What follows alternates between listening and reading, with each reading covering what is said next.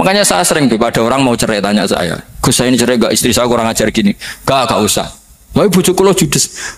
Uang di bojo iku keren. Paling gak kowe ra darani jomblo.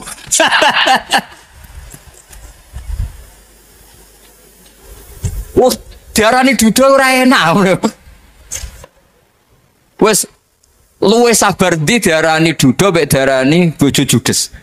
Enak bojo judes cek gagah. Di bojo lah. Oh, provokator itu. Jadi kafabiga jazaan an rodiya kala kaalan sudah ditetir pernah sujud itu sudah keren. Dulu ulama ala hadan nampak. Ulama dulu cara berpikir seperti itu. Makanya ulama dulu kalau nafsiri wasjud waktarik sudah pernah sujud. Di Quran enggak pernah ada ayat wasjud lan sujud sira ingkana kada wa kada ingkunta mutayakinan dikabuli sujudi. Kan ada sujud ya sujud saja, tidak usah mikir makbul apa tidak makbul. Sudah kalau sujud pasti waktari. Terus saya sebenarnya ya sebagai orang ya kadang wedi, sholatku ditompo ta ora. Tapi kalau keterusan nanti ada was-was yang mengatakan opo artine sholat. Lu tuh kan ngeri seorang hamba sing uripe ning bumine Allah kemudian menyoal pernah sholat hanya karena takut gak diterima. Itu kan gede banget. Biasa jenis kiai yang di partai itu. Saya tidak tahu kalau peneng di kom. Di umat masa kamu gak ada keren iblis. Jadi nah nanti kalau misalnya ada manhajnya Habib Soleh yang tidak seperti itu tidak apa-apa. Mungkin supaya orang nggak takabur, nggak fakhr. Sehingga makanya mulai dulu lama itu ya partainya kalau nggak rojak ya khauf. Nah saya ini yang terang-terangan ikut partai rojak saja Pak. Partai rojak. Karena banyak yang sudah di partai khauf. Tapi saya rojak yang bil ilmi tadi. Makanya Sayyidina Umar radhiyallahu anhu itu yang namanya sama sujud. Saya itu punya kitab. Habib Soleh pernah tak tunjukin tulisan tangan saya. Muji-muji sujud. Sayyidina Umar ketika ditusuk seorang gila itu Majusi. Abu Lu'lu' terkenalnya itu. Itu Hulamul Mughirah terkenalnya itu. Ditusuk, dia sahabat, beliau sahabat, wali. Jadi nusuk Umar tuh kayak apa? Nusuk Mas Akom aja dosa besar, apalagi nusuk Umar. Ketika ditusuk, dia itu ya punya dendam. Namanya manusia itu punya dendam. Maksudnya namanya orang kan mangkel sama yang nusuk. Kalau orang mangkel itu inginnya kan yang nusuk itu masuk neraka. Tapi apa kata Umar? Ngendikan gini, tanya pertama. Yang nusuk saya siapa? Orang Majusi. Orang Majusi, Hulamul Mughir. Alhamdulillah, alladzi lam yaj'al maniyati biyadi rajulin lam yasjud laka sajdatan yuhaju biha indaka yaumal qiyamah. Saya itu senang Gusti, yang nusuk saya orang yang nggak pernah sujud sama jenengan. Jika kalau saya dendam supaya dia masuk neraka, saya nggak takut orang itu nuntut sama saya.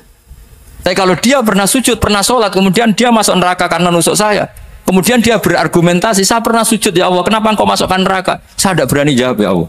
Saking hormatnya sama yang namanya sujud. Jadi kamu dendamnya kesampaian cara Jawa, dendam dengan tanda kutip ya, tidak makna semestinya.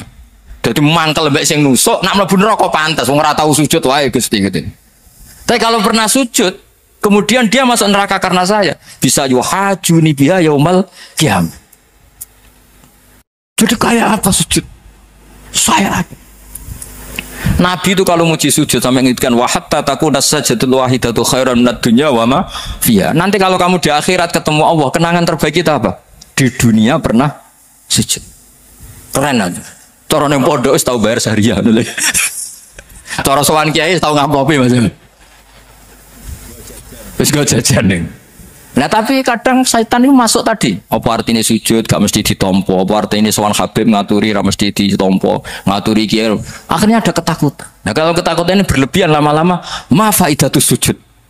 Wah itu sudah buruk sekali wong hamba kok tanya ma faidatus sujud. Nah, ini di pentingnya mazhab-mazhab Syadzili. Jadi saya ngaji agak-agak uraan wa amdan. Kalau ini watak sudah bukan. Jadi uraan itu ada dua. Ada yang amdan bismil ilm, ilmunya banyak terus milih manhaj. Insya Allah saya partai itu. Nah, ada yang uraan bakat Mas. Ada ya? Ada apa banyak? Nah sebetulnya khauf juga gitu, Bim. Ada khauf itu karena ilm. Ada Habib alim alama atau kiai alim alama, dia tahu masyarakat kalau ngikuti Gus Bak nanti jadi fakhr, kurang tawaduk, terus dia milih partai khauf. Lah yang buruk itu ada kiai yang milih khauf pancen dari awalnya sati cilik. Jenisnya wis sati. Jadi sebenarnya dia tidak cukup ilmunya nerangkan khauf, cuma jenisnya wis sati cilik. Wong ning omah lawang dikunci ono gludak-gludak, ono hantu putih. Jadi ya sama, yang bawa rojak bisa bawaan dablek, yang bawa khauf bisa saja bawaan ati cilik. Nah kita ingin yang bawa rojak ya bismil ilm, yang bawa khauf juga bismil ilm. Ya ono teh Mas wong sing ati gede, pegane dua blek, tapi enggak bawaan rojak, bawaan dablek. Ada yang ati cilik tapi bawaan khauf. Jadi mengatakan khauf tapi sebetulnya bawaan ati cilik. Nah kita ingin nyanda kalau rojak ya bismillah kayak Abdul Hasan Asyadili, kalau yang kampanye khauf kayak Sayyid Abdul Haddad bawaan apa? Sehingga kita ini kul inni ala bayyinatin mir rabbi, semua itu berdasar ilmu sing jelas welo-welo. Makanya semua nabi memaklumatkan apa? Kul inni ala bayyinatin mir rabbi. Jadi semua ilmu syaratnya apa? Bayyinah. Bayyinah itu kebenaran ilmiah sing jelas welo-welo. Makanya itu yang disebut Allah Subhanahu wa taala mensifati kekasihnya yaitu Nabi Muhammad sallallahu alaihi wasallam, lam yakunil ladzina kafaru min ahlil kitabi wal musyrikina munfakkina hatta ta'tiyahumul bayyinah rasulun minallah yatslu suhufan mutahharah.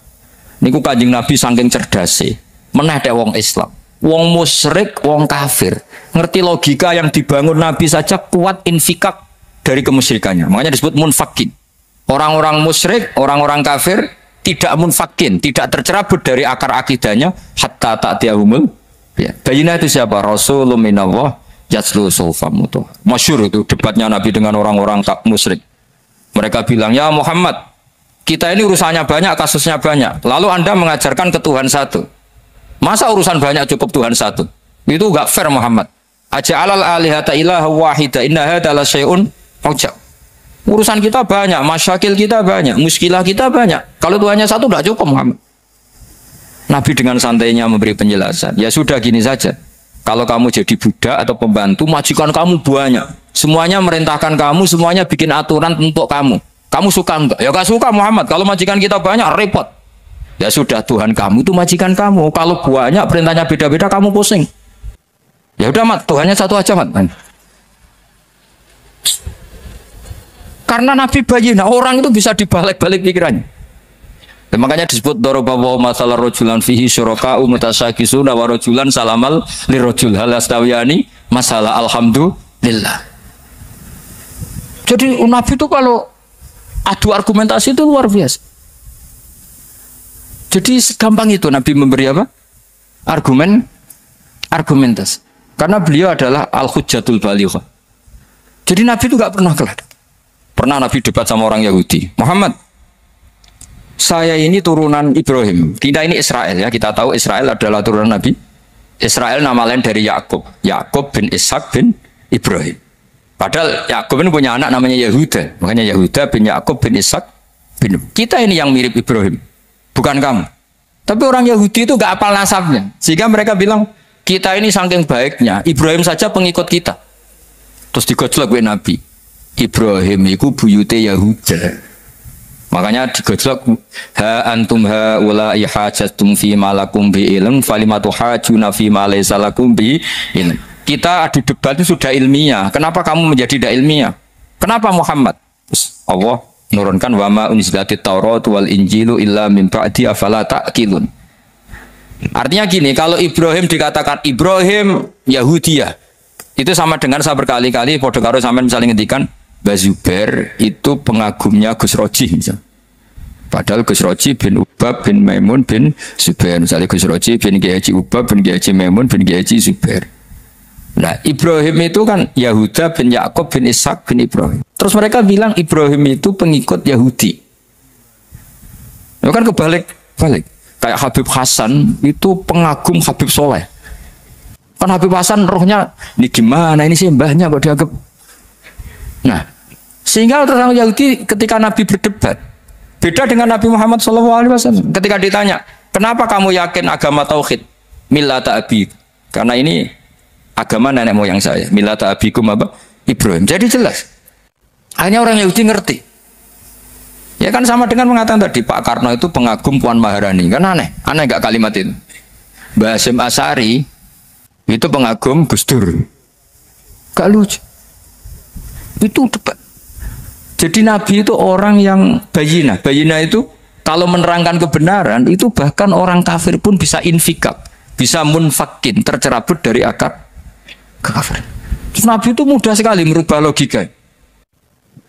Makanya di Quran sering ada kata aro'aitum. Karena memang tadi. Nah saya mohon apapun pilihan Anda rojak kayak Abul Hasan Asy'adili tadi. Ketika orang resah sujudnya diterima apa enggak, sholatnya diterima apa enggak, beliau bisa berargumentasi betapa pentingnya sujud. Wes aja kowe iku kawula, tahu sujud iku keren. Saman bayangkan betapa malunya kita. Kalau kita ketemu Allah kemudian di dunia enggak pernah. Lho paribasane kula mlebu swarga lah isin. Mlebu swarga, tapi ning donya ora tahu. Isin. Sama seperti kowe di guru, saurip-uripmu ora tahu salam template isin. Kira-kira seperti, meskipun salam template ora penting.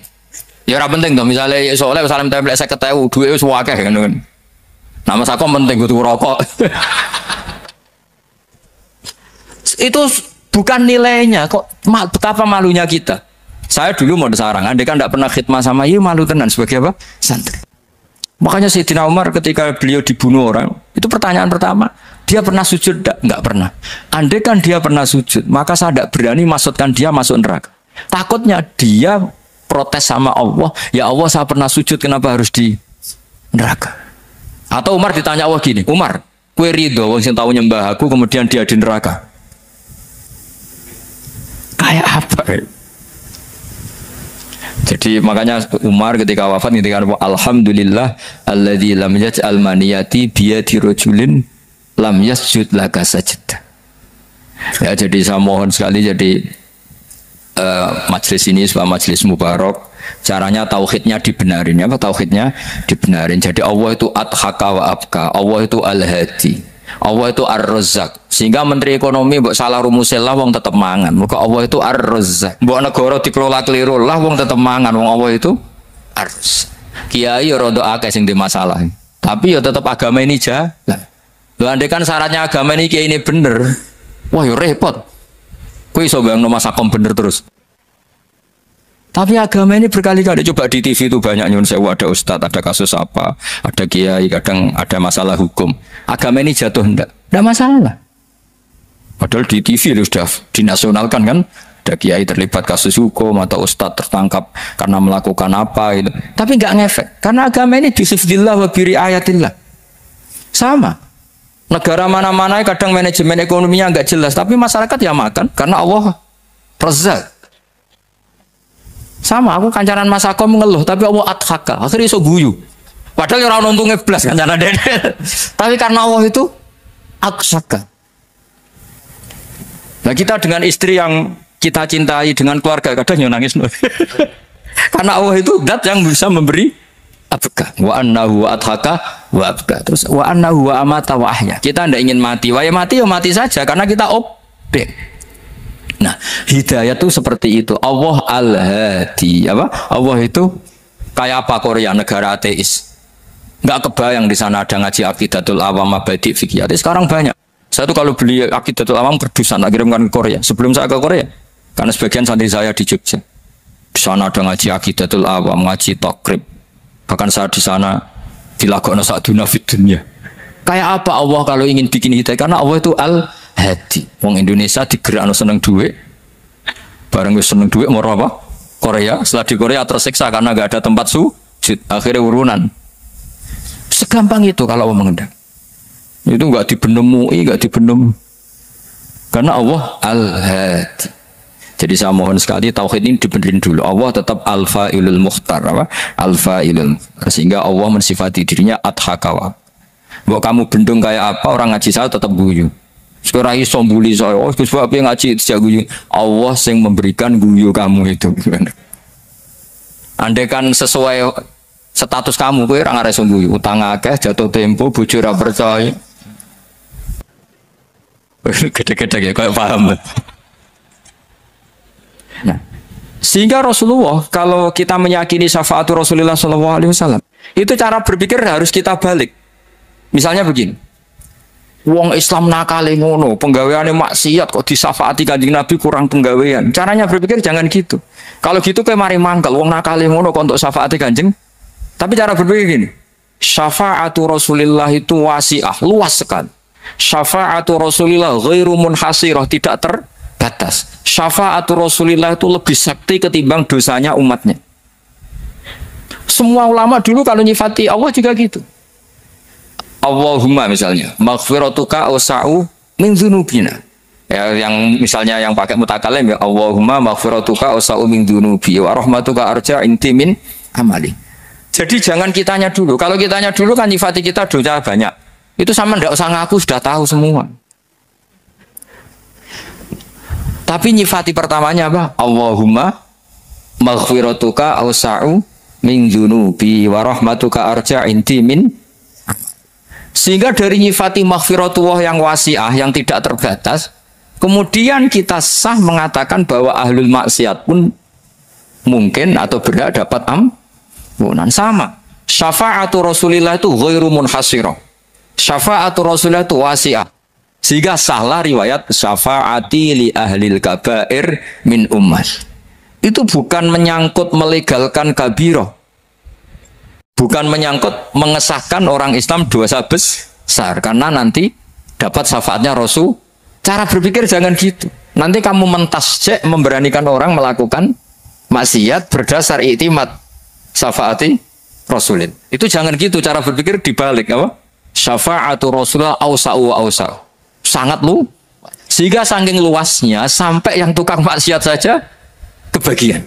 Sama rahmatnya Allah Ta'ala itu wasi'ah. Rizkinya Allah ya wasi. Sampai wong nganggur ya iso mangan ngono. Lah begitu juga rahmatnya Allah Ta'ala itu wasi'ah. Sampai wong sing sumpek utange akeh ya iso guyu ngono.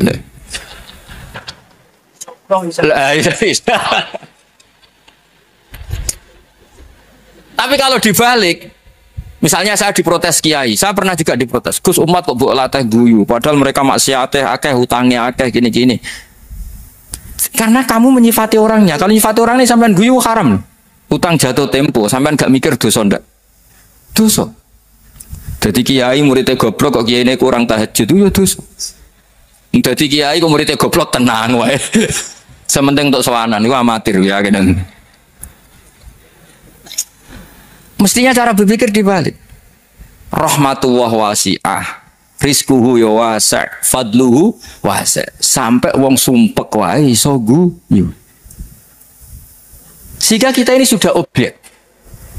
Loh, kita ini tidak subjek. Di alam raya ini kita tidak subjek, tapi apa? Objek. Makanya saya berkali-kali mengatakan, mbok kayak apa sumpeknya kita, tetap wong iso guyu. Karena apa? Allah mensifati dirinya wa annahu wa adhaka wa abka. Allah itu adhaka, zat yang memberi orang iso guyu. Wa abka lan zat sing maring wong iso nangis. Karena sifatnya Allah Ta'ala pasti nafidzah. Sifatnya Allah Ta'ala pasti terjadi. Dan kita objek. Makanya wong sumpek utange akeh, bojo ora percaya, tangga ora percaya, oh nak guyu banter-banter. Karena Allah itu adhaka, zat sing maringi guyu. Wa abka. Sudah presiden, sudah gubernur, sudah menteri. Nah Allah kepengen nangis, no yo nangis.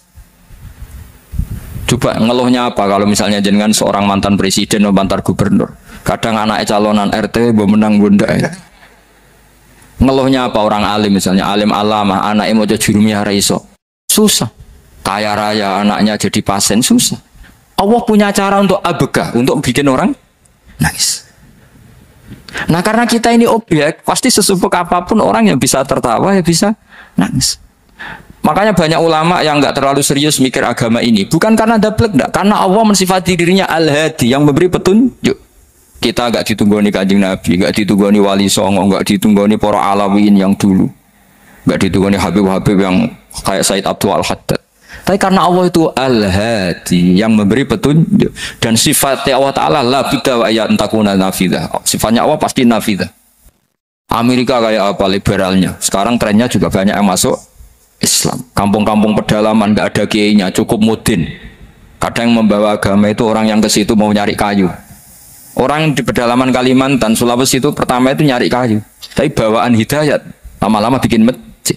Saya pernah di Korea, ke sana orang nyari uang. Niatnya juga nyari uang. Tapi akhirnya tersiksa kalau enggak bikin masjid. Karena apa? Karena Allah itu Al-Hadi, zat yang memberi petunjuk. Maka kamu tidak usah khawatir. Agama ini pasti jalan ila yaumil qiyamah. Karena Allah Al-Hadi. Sama. Mbok kamu umat mbok weden-wedeni kowe ku amalan ora mesti ditampa. Nek ora ditampa mlebu neraka. Ngono mulai ngaji ya tenang ae. Tenang, santai. Bahkan kadang bilang gini, Pak Yai tadi gak bener. Masa ngecap orang mlebu neraka? Kita yang masyarakatnya gak tahu pintunya. Pak kayaknya tahu pintunya. Karena orang itu punya cara. Loh ya betul. Orang Bedui itu kalau ngaji sama Nabi itu lebih unik timbang yang soleh, timbang yang pinter. Sehingga banyak ilmu itu ditemukan dari orang Bedui. Karena cara berpikir itu aneh. Kalau orang soleh, orang waras kan berpikirnya ada aneh, standar. Jadi orang Bedui itu aneh. Pernah suatu saat Rasulullah itu khutbah cerita kiamat. Wah, dasarnya kiamat kayak apa? Semua orang diam nangis semua. Orang Bedui enggak, lebih cerdas. Ini Nabi itu aneh. Cerita kiamat kok ada tanggalnya ini gimana? Orang nangis semua karena dasarnya kiamat kayak gitu. Bumi dihancurkan, wus. Pantas sudah nangis dewi-dewi. Ya ono saya nangis pabrik banyune macam-macam ya. Ini kalau kiamat gimana? Ini perjalanan air kemasan saya kan orang mikir dewi-dewi gitu. Tapi ini tidak. Orang Bedui cara berpikir tuh enggak. Malah ya Rasulullah mata saat. Engkau itu cerita kiamat tapi enggak jelas tanggalnya. Kalau cerita kiamat ya harus jelas dong kapannya. Jadi unik. Jadi cara berpikir sahabat kaget semua loh. Kaget. Karena gak kepikiran. Nabi A'radu anhu, A'radu itu mengabaikan. Banyak sahabat yang menganalisis lam yasma kan. Nabi memang gak dengar sehingga mengabaikan. Ada yang analisis lagi sami'a wa kariha. Sebenarnya Nabi dengar tuh gak berkenan karena tengah-tengahnya khutbah kok tanya. Tapi si Arabi ini cerdas. Masuk akal kan? Misalnya mau pilihan presiden, orang mesti tanya kapan kan gitu. Ya kan? Mau ganti presiden atau ganti bupati, takarannya orang kan kapan? Kayak Mas Akom jadi wali ndak? Pertanyaannya kan kapan? Kalau jatuhnya kan sudah ya. Sehingga tanya, mata sa'ah ya Rasulullah. Lama-lama Nabi diangin-angin, bener juga orang ini. Saya cerita kiamat kok gak jelas kapannya. Ini Nabi menjawab. Tapi karena Nabi orang-orang yang sangat pinter, tanya balik. Ma'atat talah. Lalu kalau kamu berani tanya kiamat kapan, saya tanya balik. Ya persiapan kamu apa? Jawabnya santai saja. Fawwah ma'atatullah kabira sholatin wala siyamin walakinni uhibbuka ya Rasulullah. Saya enggak menyediakan apa-apa, sholat saya biasa aja, maksudnya standar. Ya kira-kira 5 waktu pas. Ya jenis saya lah kira-kira. Wala kabira siyamin, dan saya puasa ya standar aja pas. Walakinni uhibbuka ya Rasulullah. Tetapi saya mencintai engkau ya Rasulullah. Jawabannya Nabi apa? Almar'u ma'aman ahabba. Sebagian riwayat anta ma'aman ahbabta. Jadi hadis itu populer tuh barokahnya wong desa tadi. Andai kan dia punya etika maka sowan dulu tanya 4 mata. Itu jadi hadis ahadi. Tapi barokahnya dia selonong di depan umum. Zaman Nabi khutbah itu jadi hadis mutawatir. Jadi kadang barang baik itu barokahnya orang yang enggak baik. Maksudnya suul adab. Tanya gitu kan suul. Tapi itu barokah. Akhirnya hadis itu mutawatir karena didengar ribuan sahabat yang mendengarkan khutbahnya Rasulullah. Tapi kalau hadis itu satu-satu kan khassani bidzalika Rasulullah, khassani bidzalika Rasul, itu nanti jadi hadis ahadi yang kualitasnya jauh di bawah hadis mutawatir. Jadi barokahnya orang suul adab itu ada. Karena Allah yang mendesain ini. Akhirnya kata sahabat, kata Anas bin Malik, mereka itu mangkelnya bukan main sama Arabi tadi karena tanya nggak sopan sama Rasulullah. Tapi setelah Nabi jawab almar'u ma'aman habba fama farihu bisyai'in farahahum bidzalika batal. Mereka tidak pernah senang dengan hadisnya Nabi sesenang riwayat almar'u ma'aman habba. Barokahnya Arabi Bedui. Makanya saya sebagai kiai ini Bedui saya tak pertahankan ila yaumil qiyamah ya. Karena umat ini pernah terbarokahi oleh orang apa? Bedui. Baru kayak sulatap tadi. Jadi mohon ini supaya majelis ini kan majelisul iltorti Rasulullah coba terlatihlah mengatakan Allah itu subjek, Allah itu al-fa'ilul mukhtar, Allah itu al-fa'ilul mukhtar, Allah itu yang menentukan alam ini. Dan Allah mensifati dirinya wa annahu wa adhaka wa abka. Allah itu zat yang memberi orang itu bisa tertawa. Dan Allah juga yang memberikan orang itu bisa menangis. Mbok kayak apa kamu neror umat, amal nggak mesti diterima gini-gini. Ternyata neng majelis nangis sih, mulai ya guyu. Padahal guyu-guyunya ngenyak tenang nih. Daripada apa ya agak-agak merodok orang yang dohirnya beda dengan batinnya, nggak perlu distatuskan seperti itu. Ya sudah biasa saja. Jadi, nah, fi muqaddimihim imam besar dalam manhaj ini namanya Abul Hasan apa? Asyadili. Abul Hasan Asyadili itu kalau ada orang tanya gini, Beb saya ini susah, sholat saya tidak mesti diterima Allah gini-gini, marah. Enggak usah. Kafa bika jazaan an radiyaka laka ahlan. Sudah kamu ditakdir pernah sujud itu sudah keren. Saya itu andaikan dapat kabar dari malaikat bahwa sholat kamu tidak diterima, saya tidak susah. Bukan karena sombong. Pernah ditakdir sholat sujud ning Allah itu keren. Kayak apa malunya kita ketemu Allah kemudian kita di bumi tidak pernah sujud. Makanya cara Abul Hasan Asyadili kowe ora usah mikir sholat ditampa taro ora usah mbok mikir. Kowe ditakdir tau sujud itu hebat. Kafa bika jazaan an radiyaka laka ahla. Cukup kamu mendapat balasan dari Allah, kamu pernah ditakdir sujud. Gak perlu ngaji alim alama, gowo sawi ngalor kidul jalalan keren. Paling gak malaikat pernah melihat kamu, gowo tak kitab kuwedi. Gak penting paham gak penting. Karena isra bakat paham teman. Jadi Abul Hasan Asyadili adalah orang yang dan itu Al-Hasani ya, dan itu Al-Hasani. Makanya macam-macam kita yang Al-Husaini sudah kita punya Faqih Muqaddam, punya banyak. Di Al-Hasani yang paling populer diantaranya adalah Abul Hasan Asyadili. Beliau tuh kalau ngendikan sesuatu itu positif terus. Termasuk itu ketika ada orang resah sholat saya diterima ndak, kata beliau, wes sing support nak, ditakdir tahu sujud. Saya itu sebetulnya kadang-kadang ngewiris, wes sholatku tompo tora, tapi saya sangat sadili. Sangat-sangat sadili. Saya nggak pernah berdoa ya Allah ibadah kami jenengan terima ndak, karena takut kalau doa gitu keterusan itu terus ditompo ora, akhirnya keterusan gitu, akhirnya ngenes. Masa orang pernah sujud ngenes? Lama-lama gini setan masuk. Apa artinya saya sujud ternyata gak diterima? Lu wong kawula kok iskal tentang pernah sujud. Itu kan ibarat gini, kamu ngasih uang sama orang tua kamu, misalnya Habib Soleh ngasih uang Habib Ali, terus apa artinya tak kasih, kemudian beliau tidak terima kasih, itu kan lucu. Terima kasih tidak terima kasih seorang anak ngasih orang tua itu keren. Makanya saya bangga dengan Habib Soleh ketika beliau mengumrohkan Habib Ali, sudah mendaftarkan haji Habib Ali. Gak usah mikir diterima apa enggak. Wes keren, itu sudah perilaku yang keren, yang hebat. Tapi ngeten ya, kalau pesan karena Habib Soleh mulai kecil sama saya, sama-sama ngaji di Mbah Mun. Orientasi terbaik saking sunnah nabawiyah, gini ku keberlangsungan. Terus kalau sering belajar tentang kitab-kitab samawi, kitab-kitab sing diriwayatakan beberapa ulama ahli kitab, sing pun disahkan kalian ashabu Rasulillah sallallahu alaihi wasallam. Niku riyen Nabi Ibrahim niku pertama dadi Khalilur Rahman. Kekasih Allah Khalilur Rahman. Niku mergi piyambake nu tersiksa. Tersiksa protes. Terus kadang tiang saya niku kudu protes. Tapi protes bukan kita demo. Protes itu tidak harus demo, protes. Ya Allah, dunia ini tidak fair. Engkau yang Tuhan, engkau zat yang begitu penting, engkau zat yang menciptakan langit dan bumi, engkau zat yang memberi rizki, yang bikin air, bikin oksigen, semua kebutuhan manusia, kemudian mereka tidak kenal engkau. Ini tidak fair. Jadi beliau itu tiap malam itu ngumpat. Ini nggak fair dunia ini. Engkau yang begitu penting mencipta langit bumi, engkau begitu penting yang menciptakan air, menciptakan kebutuhan manusia, kemudian mereka tidak kenal engkau. Ini tidak fair. Ini tidak benar. Jadi sering marah. Karena sampean nggak bisa bayangkan kan, apapun hebatnya presiden atau menteri atau rektor atau kiai itu nang desa nggak dikenali statusnya diundang lek apa yang dilek itu gak keren belas. Karena ya sama kan, misalnya Habib Soleh Alatos, muridnya Said Umar punya Mbah Mun, terus nang desa diundang pening dilek itu kan gak keren belas. Awal dari keren tetap dikenal. Nah kemudian orang itu tidak kenal Allah.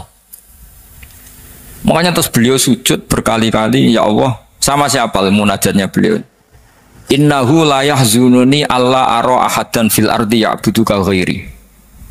Jadi cara Kiai Sarang namanya innahu saat temne kelakuan la yahzunu yektene nyusano ni ingsun, nyusano banget karena pakai lam taukid. Innahu saat temne kelakuan la yahzunu yektene nyusano banget ni ingsun. Apa sing nyusano an? Apa sedene kelakuan la ora ningali ingsun fil ardi ing dalam bumi. Ahad dan ing wong suci abudu kang nyembah sapa ahad ka ing panjenengan wiri saliyane ingsun. Ya Allah, sungguh saya sangat susah. Karena engkau zat yang begitu penting, kemudian yang tahu kalau engkau Tuhan itu hanya saya. Sampai ngenes gak misalnya ada orang melihat saya itu marhafid, kemudian tidak tahu kalau beliau orang alim. Sampai sebagai muridnya ngenes gak? Ngenes kan? Ada orang memperlakukan Mbah Mun tidak tahu kalau beliau seorang alim alama. Kita sebagai santrinya ngenes gak? Ngenes. Nah ini Allah yang Tuhan, kemudian orang tidak ada yang memperlakukan dia sebagai Tuhan. Bahkan nyebut saja tidak mau. Itu ketersiksaannya Nabi Ibrahim. Kalau kita kan tersiksa mergo di duit, ora payu rabi, terus sing wis payu rabi ra iso wayo, ya gitu ya. Macam-macam kesulitan. Itu jadi apa jadi wali itu sudah berat karena orientasinya agak tentang Allah tapi tentang diri sendiri.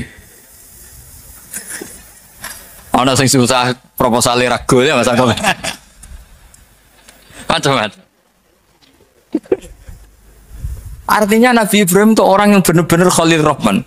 Beliau tersiksa ini karena dunia dianggap gak fair. Masa Allah zat yang begitu penting kemudian mereka nggak tahu. Maka awal dari nubuah itu apa? Menaukan al-i'lan, mempermaklumatkan Allah di alam raya ini. Makanya nggak ada nabi kecuali memaklumatkan diri. Saya dulu awal-awal Habib Soleh mau nyai saya bilang orang alim itu harus ngaku kalau alim. Habib juga harus ngaku kalau Habib. Yang orang miskin tidak usah ngaku sudah konangan. Wong elek rasa ngaku sudah elek. Sudah. Karena agama ini pertama yang menolong itu memaklumatkan. Sehingga pertama Nabi jadi Nabi dari Gua Hira. Pertama apa? Cara saya ini kira-kira memaklumatkan. Tapi reso dibahas anak jumpa pers. Tapi yang jelas pertama yang dilakukan Nabi setelah di Gua Hira apa? Memaklumatkan diri kalau beliau adalah Nabi. Sehingga dikumpulkan semua, terus beliau memaklumatkan diri kalau saya ini Nabi. Karena nggak ada artinya Allah kalau tidak dimaklumatkan. Makanya di Quran itu kalau menyebut Allah atau menyebut kebenaran selalu dimulai dengan kata fa'lam. Harus dingertikan. Kita ngerti kemudian mengertikan ke orang lain. Makanya saya sering dulu bilang ke Habib Soleh, nggak boleh orang soleh menyembunyikan diri. Karena nanti kalau orang-orang soleh menyembunyikan diri, sing zuhara ala wajhil ardi adalah sesuatu yang nggak benar. Coba misalnya gini ya, orang bisa terhibur lewat dangdutan, terhibur lewat maksiat. Sementara orang nggak bisa terhibur lewat tolak al-badru alaina, asyraqal kaunu bihaja dan sebagainya. Maka orang-orang soleh adalah orang yang bisa memaklumatkan Allah, memaklumatkan Rasulullah, memaklumatkan Quran dan supaya itu diterima. Karena awal dari orang terima itu tahu dulu. Nah ini tahu saja enggak. Makanya Nabi Ibrahim susah, ya Allah, engkau zat yang begitu penting kemudian tidak diketahui. Ini apa-apaan, enggak fair. Akhirnya Nabi Ibrahim diangkat sebagai Khalil Rahman untuk menaukan atau untuk memaklumatkan Allah Subhanahu wa ta'ala. Nah sebelum itu beliau dihibur. Diterbangkan ke langit, ke alam malakut. Kamu susah ya, kenapa susah? Karena zat sepenting engkau kemudian tidak ada yang menyembah. Terus dijak ke alam malakut. Ditunjukkan sekian juta malaikat, sekian ribu malaikat, semuanya membaca tasbih takbir. Ibrahim senang. Oh ternyata sing seneng jenengan banyak. Ya coba kalau kita punya kiai kayak Mbah Mun, semakin yang seneng banyak kan semakin kita senang. Kalau nggak ada yang tahu kan kita tersiksa. Makanya ini penting sekali. Jadi pertama agama ini seperti ini tuh barokahnya dingertikan, dimaklumatkan. Saya ini orang yang fumul itu menutup diri betul, kecuali bab ngaji. Saya kalau ngaji terbuka. Sampai saya tidak tahu apa ada yang streaming, apa direkam, saya tidak tahu. Pokoknya saya satu-satunya saya mau terbuka itu pas ngaji. Dan saya pede karena dulu ngaji saya benar. Saya tanya Mas Akom, sebetulnya kalau sampean mau mulang terbuka bagus. Potensinya dua, konangan alimnya atau konangan. Ya resiko terbuka kan itu tok. Konangan alimnya Nah daripada potensi yang kedua, terus nggak mau ngajar ya humul. Syaratnya wali ku humul. Oh, humul itu nggak menampakkan. Memangnya mau menampakkan apa kalau nggak bisa apa-apa kan? Jadi saya tidak tahu itu humul apa bagian dari pengamanan diri. Apa mas? Apa? Jaga iman. Jadi Nabi itu pertama yang dilakukan apa? Memaklumatkan kalau Allah itu Tuhan. Kalau maknani yang ketiga mawon awaladin solihin yatullah. Terus walad niku maknane anak. Anak niku saged anak nasab. Terus Habib Umar bin Isbat, Habib Soleh bin Isbat, Habib Ali namanya anak nasab. Lalu yang paling penting dari status anak niku soleh. Soleh niku status perilaku. Ya, terus soleh niku status ingkang soleh. Soleh niku maknane ingkang layak. Yat ulah nembe wonten sifat kedua ingkang donga. Terus pertama itu penting soleh. Di kata saat ini tiang mendoakan orang tuanya, tapi buatan nanti status soleh, itu rapati mandi. Jadi ini yang perlu diperhatikan. Jadi status soleh itu kita dapatkan dulu, baru yat ulah. Sekarang udah menculot. Anak itu rapati soleh terus dunga saja ini rapati mandi. Nah ini Habib Ali bejo, anaknya dijinakno soleh ya soleh tenan. Jadi ini pun ini nama merger nih, jadi soleh kamil. Jadi ciri utama orang soleh itu kalau kebenaran tidak mendominasi bumi ini. Jadi ciri utama orang soleh itu seperti itu. Makanya kenapa saya milih manhaj. Tentu Habib Soleh Anda harus niru saya karena antar orang alim tidak boleh saling mengikuti. Tapi juga seterusnya nggak boleh saling ganggu. Saya itu ngaji di mana-mana itu guyon. Karena bapak saya suka guyon, Mbah Mun suka guyon. Alasannya bapak dulu sederhana.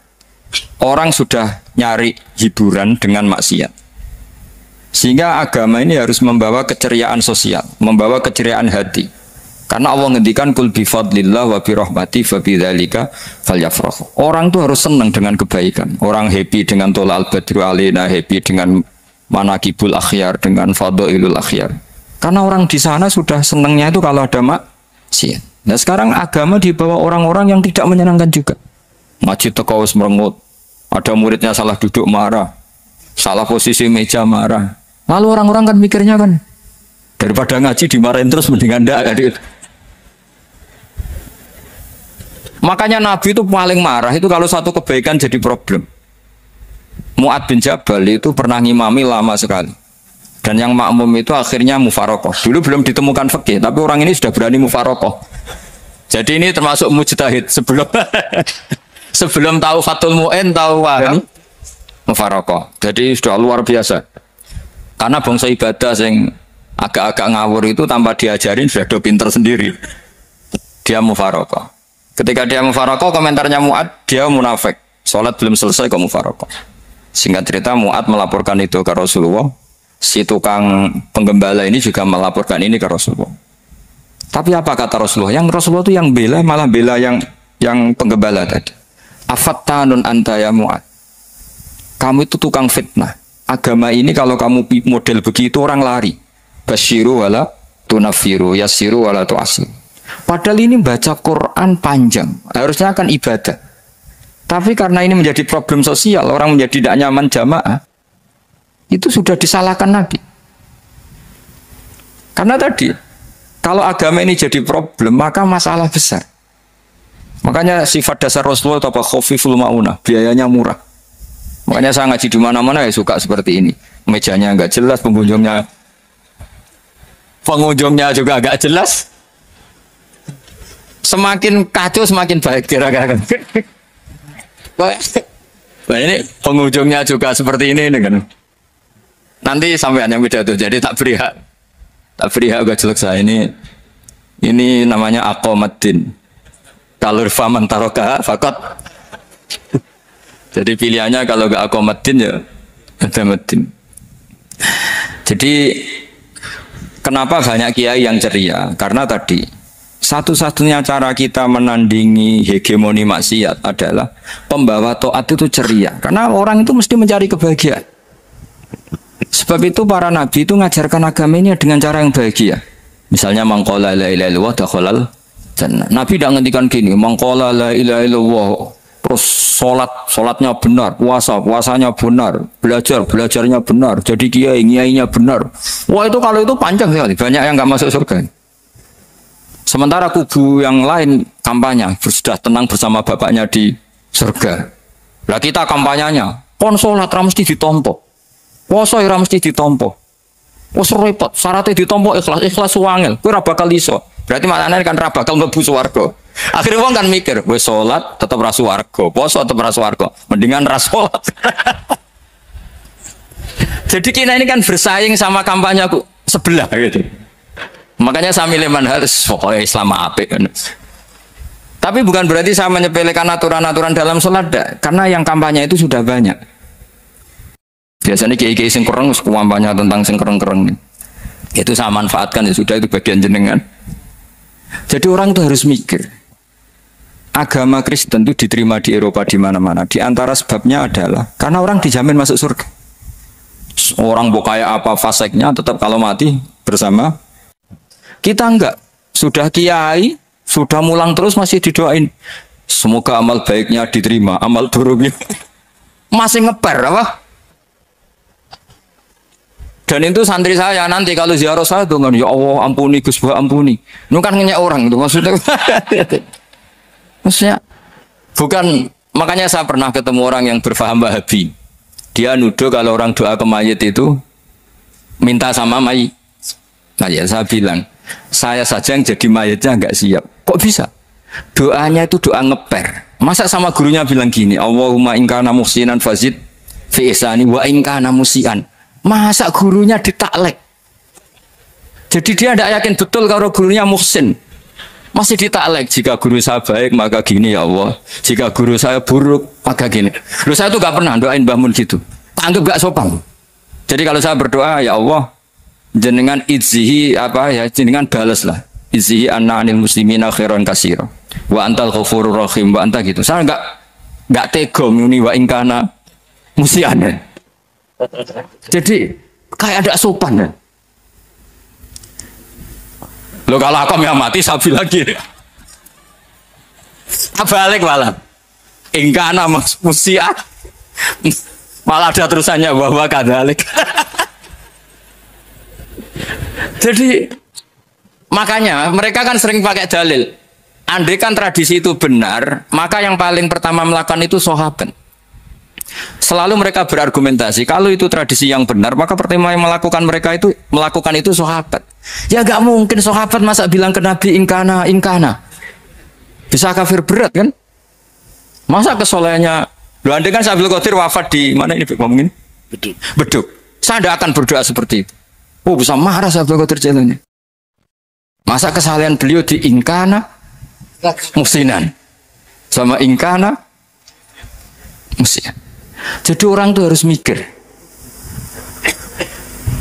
Jadi saya dengan bukan berarti Gus Bah kita menciptakan doa baru. Ini bukan urusan menciptakan punya sopan spontan seperti itu.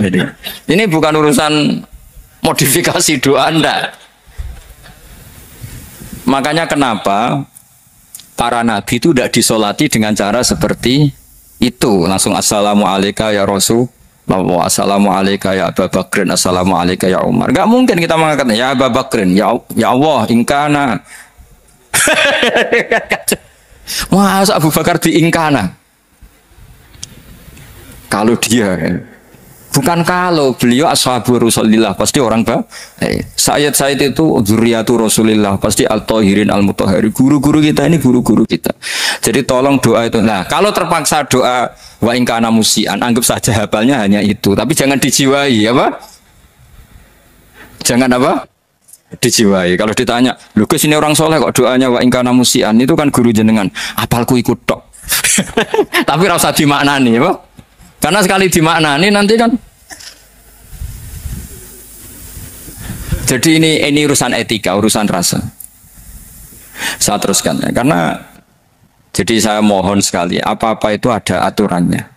ada aturannya. Ya tentu kita ikut masal saja. Semua selain Nabi, selain para wali kita nggak apa-apa. Doa wa ingkana musinan, wa ingkana musian.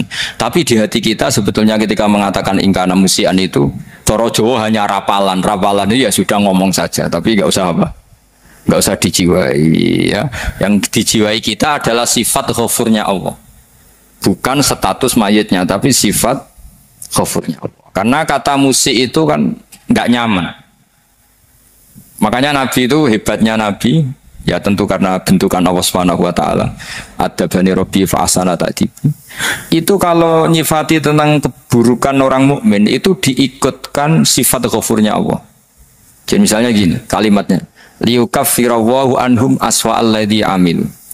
Atau sebagian ayat misalnya wa yukaffiru anhum sayiatihi. Jadi sebetulnya kalau terpaksa mengatakan orang itu buruk, itu sebenarnya dari Allah dulu. Kita mengatakan Allah itu zat saking baiknya itu mengampuni salahnya seseorang. Jadi nyifati Allah dulu, Allah saking baiknya itu mengampuni salahnya orang-orang baik. Karena orang-orang baik juga manusia, Ustadz juga. Tapi lebih ke nyifati ke Allahnya. Kalau kita kan enggak, lebih tertarik nyifati mayitnya. Sehingga kita di hati itu mayit iki rata jalan sepuro tuntas kayak gitu. Jadi kalau di Quran tidak seperti itu. Jadi kita lebih mensifati Allah itu Ghafur, Afuwun Karim. Makanya seperti doa-doa kita kalau Ramadan begini, Allahumma innaka afuwun karim tuhibbul afwa, baru bakas fa'fu anna. Jadi ada aturannya. Meskipun ilmu ini agak jelimet, tapi bagi ahlinya ini ma'ruf. Kalau sampean nggak paham berarti nggak ahlinya. Jadi ilmu ini agak jelimet, tapi ma'ruf.